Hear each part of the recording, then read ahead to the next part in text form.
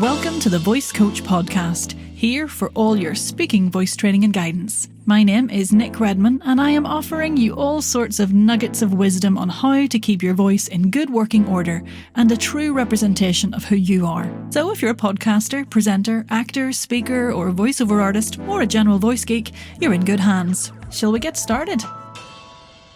And we're back, and don't get too emotional, but it is the final part of these well strung out first birthday celebrations in honour of the Voice Coach podcast. Yay! What fun it's been. I hope you've enjoyed the extra chats with people, because I know we don't do chats usually in this podcast, but I've really had a lovely time, and I just love sharing some other expert opinions with you because it's so useful for your practice.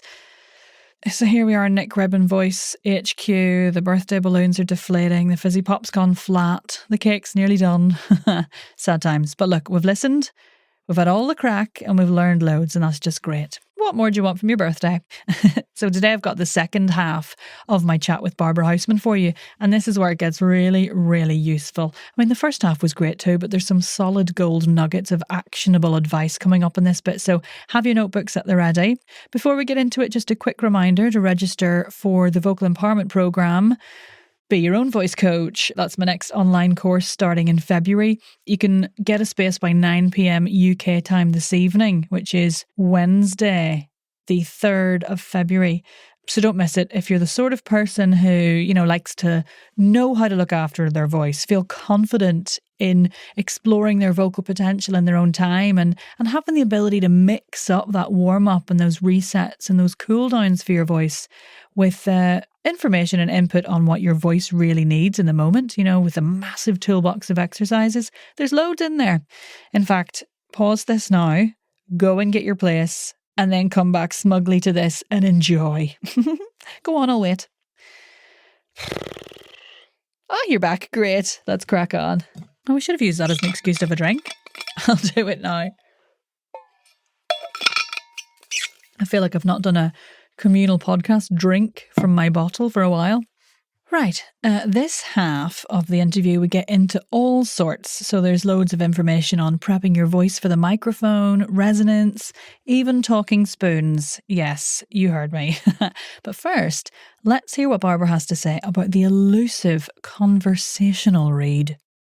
I'd love to talk to you a little bit about text as well, because you're incredible with text. With this sort of two ways that people work with text in voiceover land and podcast land.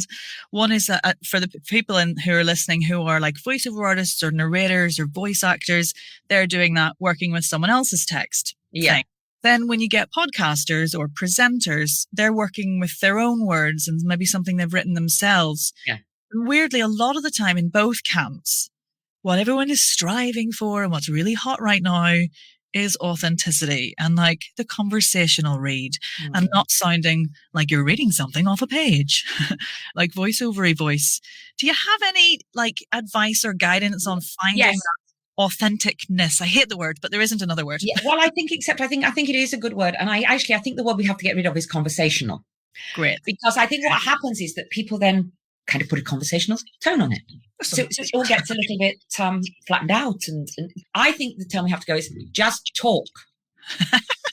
And communicate, talk to someone.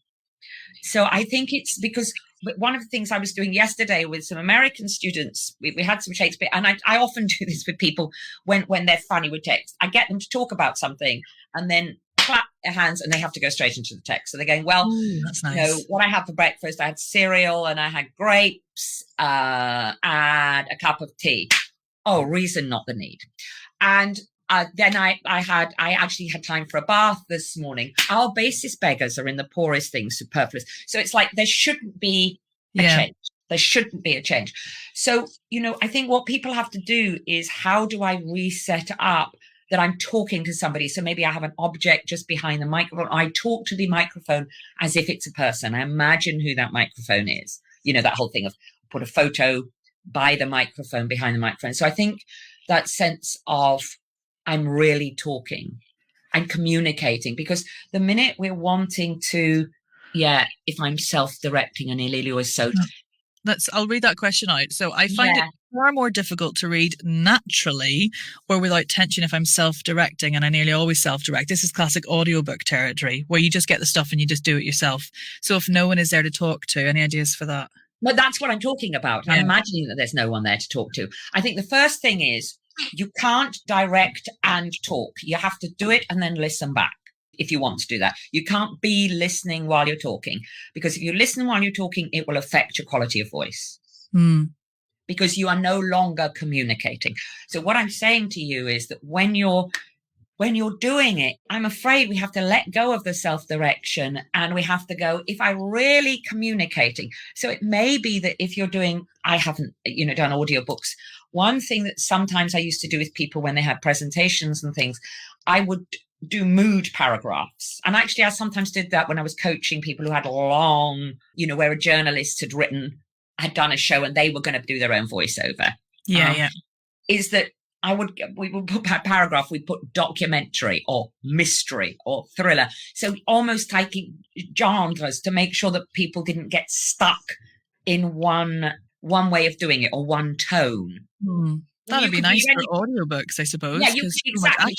Or you could use colours if that worked for you. Yeah. Red. And it wouldn't matter what you used, because I think why we self-direct is we're frightened it's all going to be the same. So with an audiobook, there may be a need to just briefly, and I know that's going to take extra time, to just read through the chapter or even just to put it into sections that you go, no, there's a gear change here. But then I think you have to talk. You have to imagine you're reading the book to somebody, and you decide who's the best audience for this book. Yeah, I love the idea that performance is life. We're striving to do what we're already doing. Exactly. Yeah, it's lovely, Anna. Exactly. It's talking, not acting, definitely not reading, and not trying to be conversational, because often that also takes us off voice. Yeah, because what I find sometimes is people's voice technique gets weird when they're working with someone else's words. Not many people just lose their voice randomly in the day if they're chatting, because, for the most part, our breath supports the thoughts that we have to say, and et cetera, et cetera.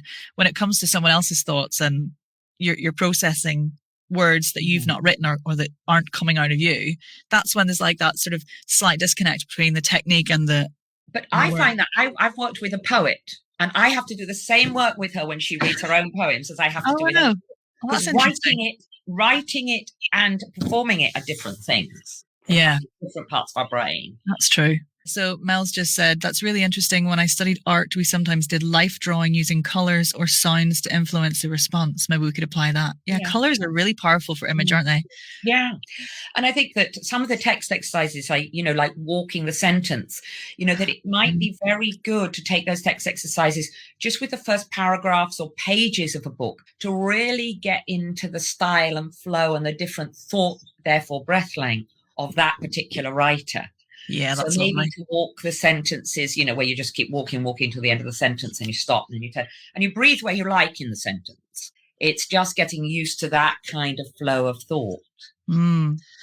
For the first time a little while ago, I did some Sisbury, the walking the text type exercises with an audiobook narrator, and they were like, I can't believe what that has opened up in terms of the flow of the text. It was so interesting. Yeah, I mean, Sis is changing direction, the punctuation marks, and changing chairs. Yeah. They're really good. I just added the walking the sentence one because it's great. The actors at the RSC were coming and saying, the director wants me to do this in one breath, and that's all I'm thinking about. And I thought, it doesn't need to be one breath. You just need to know it's one thought, and then you can breathe where you like. Can we just have a moment for that sentence? It doesn't have to be one breath. It's just knowing that it's one thought.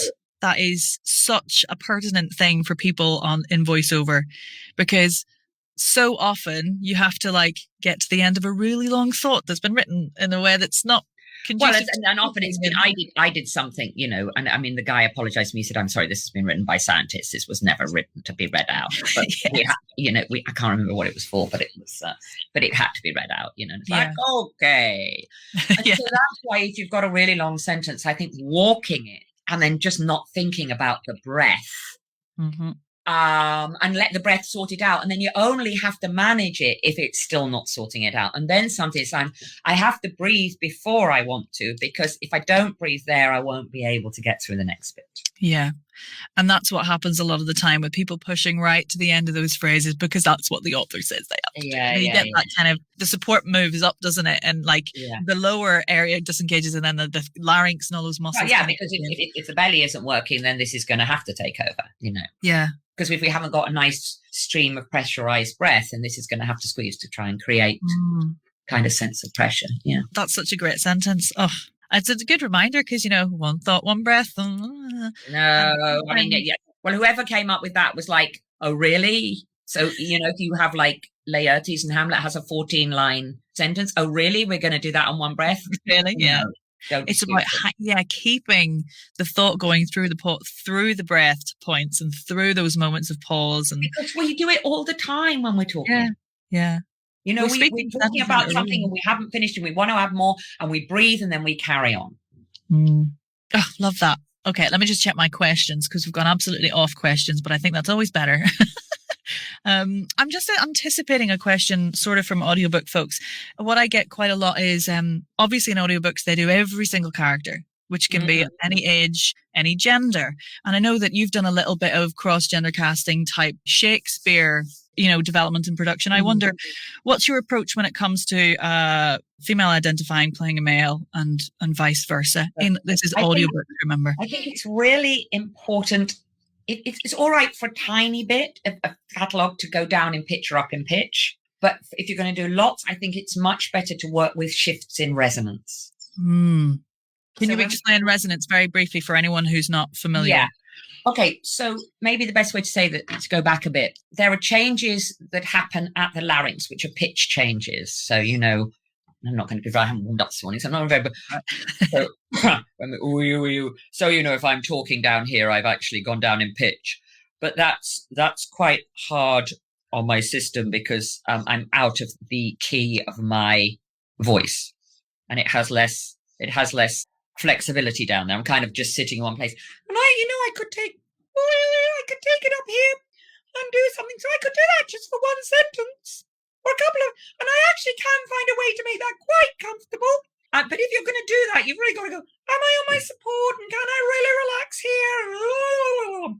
So that is one thing you can do. But those voices tend to be, they're probably better for cartoons. They do, because they don't sound that real. So those are all changes made. I mean, there are probably filter changes as well, but they're basically, I'm probably main changes pitch. So resonance is about what happens after you've made the sound in the larynx. So after your vocal folds have done their job and, given you your nice set of harmonics. And basically harmonics are just vibrations at musical intervals around the basic fundamental note. So whatever that pitch of that note is. And then when those little vibrations get through the larynx, there they are in space. Hiya. And then all the air around them is still. And this little vibration goes, ooh, and this air goes, ooh, I'm going to do this. And then the next still bit goes. And then, so now, the vibration has set all the air in the filter, throat and mouth, into vibration, resounding, resonance. So that's what resonance is. And we have the ability, unlike, I'm just a flute, or I'm just an oboe, I'm just a cello, I'm just a viola. We have an ability to change the shape. And it's those shape changes that give us what people call chest mid head resonance. They're really shape changes here. It's difficult because you don't want to, in a way, again, it's not entirely under conscious control, but what you're looking at, I do think of treble, mid and bass. And I kind of work a bit with Ken Bozeman's idea of a front room and acoustician's idea of a front room in front of the tongue hump and a back room behind where the tongue touches the back molars. And the back room going from, you could say from cheekbones, because that's kind of soft palate, down to here. But what you're looking at is, I think, thinking of the shape as being something the sound comes through. So if you're doing, I'm sorry, I'm not making it's hard resonance to explain. I know. The easiest one is, ooh, ooh, ooh, ooh, ooh, it's nice and forward in the mouth. Ooh, ooh, ooh, ooh, ooh, ooh, I'm kind of mid resonance. It's for me, that's where my pitch is. Yours will be different. Ooh, ooh, ooh, I feel it in my mouth. Ooh, ooh, ooh, 1, 2, 3, 4, 5, 6, 7, 8, 9, 10.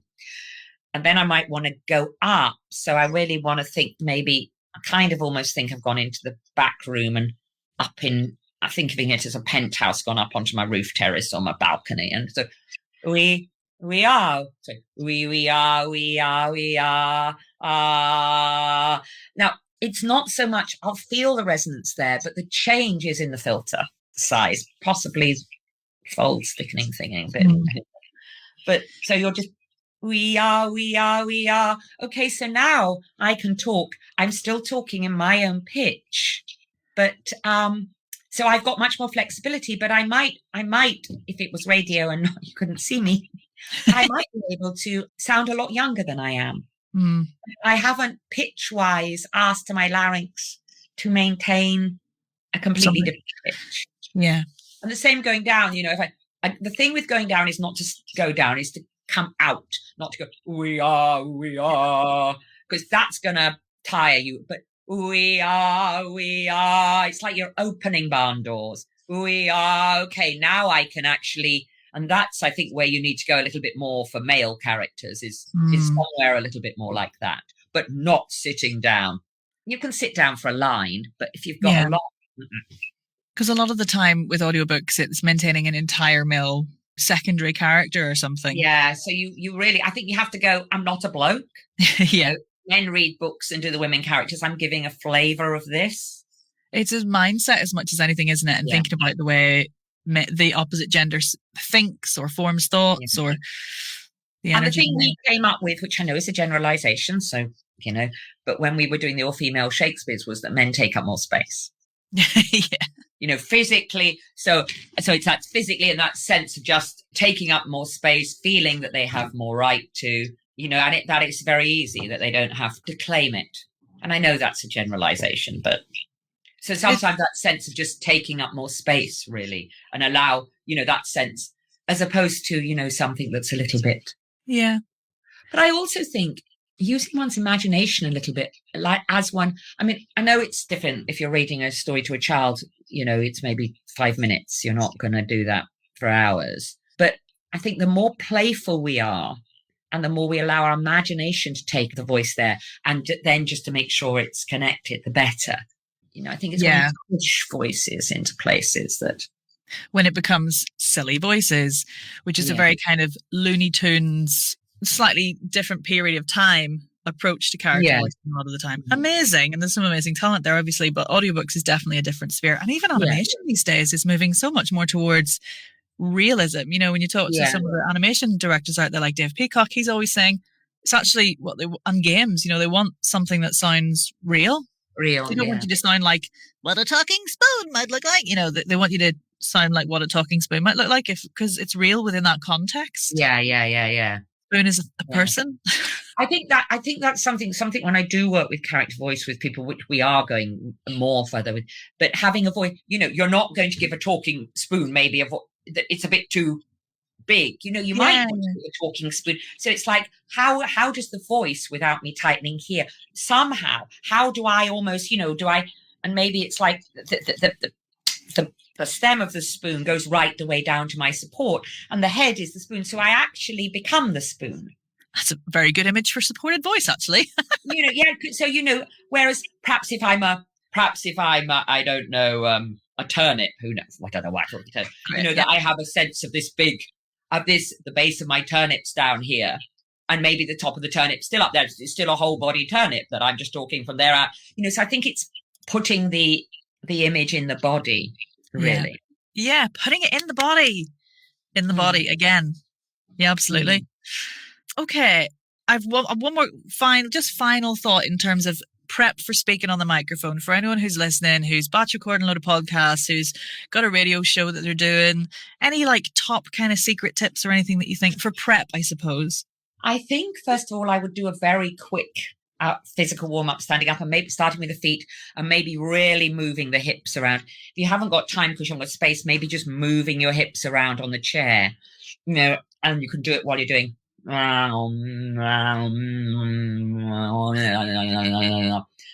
then I would just really get this doing. And if you've got to be intimate or whatever mood you're going to do it in, do that mood. So So you really get that. It's getting the body. It's going, my whole body is doing this. It's my belly that's speaking, even if I'm very quiet. So we don't kind of close everything down. I think that's most important. I think a lot of us have forgotten that we exist from the waist down as well after a couple of years on Zoom. So a reminder to get those hips going is something I need to stick back into my practice for sure. Have an oil jiggle, get everything moving. We've got a nice comment here that I wanted to share. The lovely Mark Malin into Barbara's books many moons ago, and they have been a part of my vocal work all these years. Thank you so much for continuing to invest your knowledge and time in the complexity of voice and emotion. Thank you. Thank you, Facebook user. And indeed, the lovely Mark Malin, yes. Whoever you are.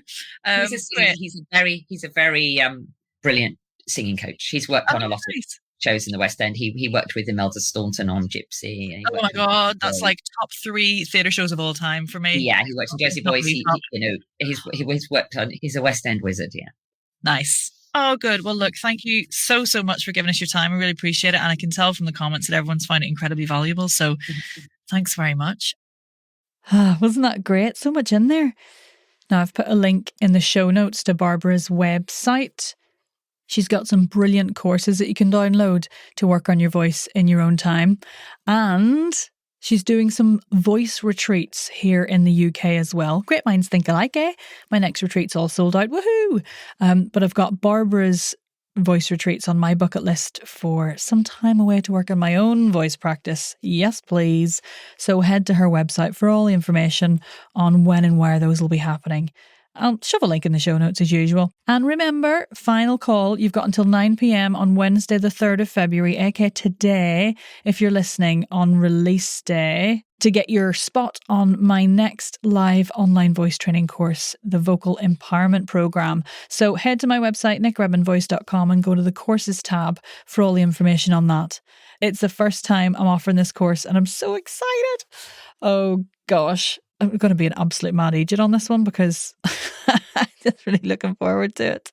But it's going to give you so much to explore when preparing your voice, maintaining it, and developing it when you're working on your own.